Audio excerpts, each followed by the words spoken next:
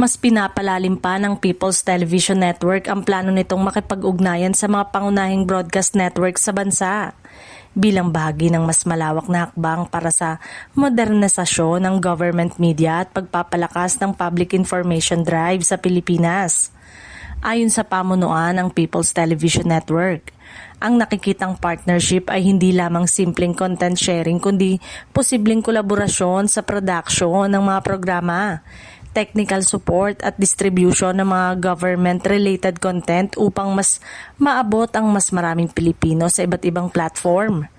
Sa ilalim ng inaprubahang resolusyon ng PTV Board, binigyan ng otoridad si General Manager Lino Cayetano upang direktang makipag-ugnayan sa MediaQuest Group at sa network na kabilang ang TV5 Network, na matagal nang aktibo sa entertainment at news collaboration sa iba't ibang production partners.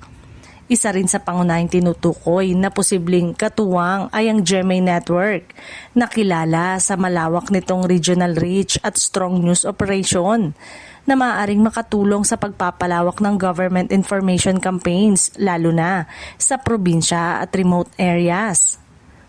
Kasama rin sa listahan ng mga kinakausap ang ABS-CBN Corporation na patuloy na aktibo sa content production at digital platform.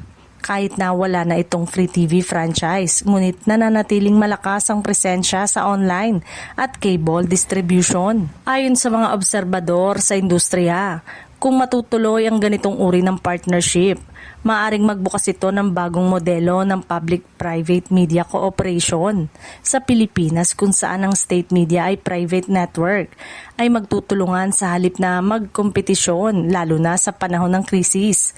Sakuna at mahalagang anunsyo ng gobyerno.